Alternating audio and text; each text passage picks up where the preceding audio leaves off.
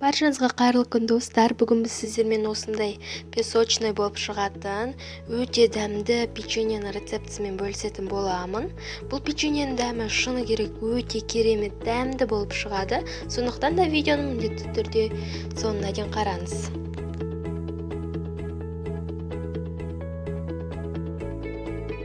Ең алдымен ыдысымызға жұмыртқа, қант және де шым-шым тұзымызды қосып, жақсылап венчикпен араластыратын боламыз.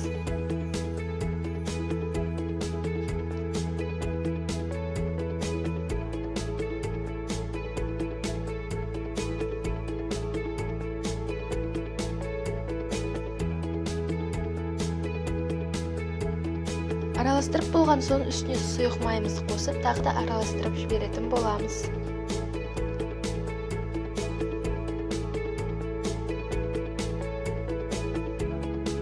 Ендігі кезекте ұнымызға разрыхлитель мен какаоны араластырып, еліктен өткізіп, жұп-жұмсақ қамыр илейтін боламыз.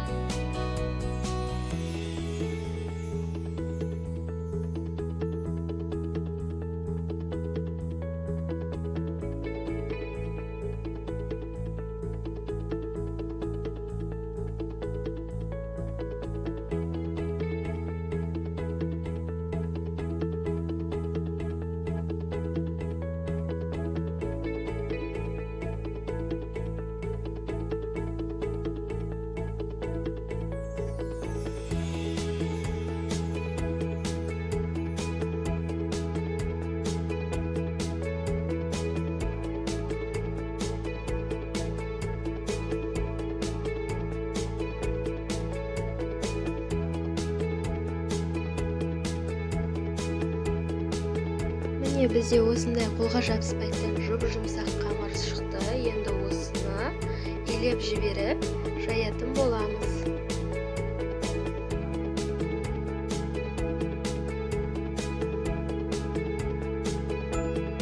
Міне қамырдың жұмсақтығы осындай видеода көрсетілгенде өте керемет болу керек. Сол кезде печеньелеріңіз песочный болып керемет болып шығатын болады. Ал ендігі кезекте қамырымызды жаятын боламыз.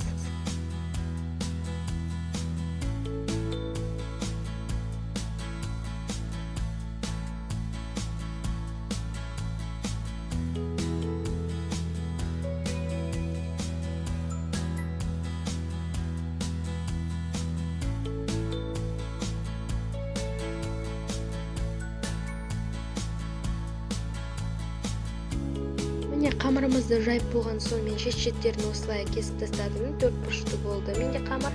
Енді формасын жасайтын боламыз. Мен яғни печеньенің формасын шоколадқа ұқсатып жасаймын. Негізі формасы барлығы өздеріңіздің фантазияларыңыз бойынша. Маған осылай шоколадқа ұқсатып жасаған ұнайды. Сондықтан да мен шоколадқа ұқсатып жасайтын боламын.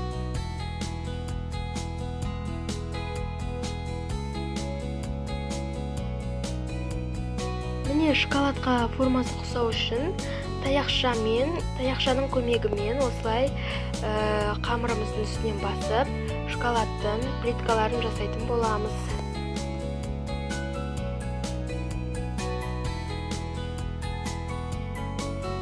печеньелерді 180 градусқа 15-20 минутқа пісіріп алатын боламыз.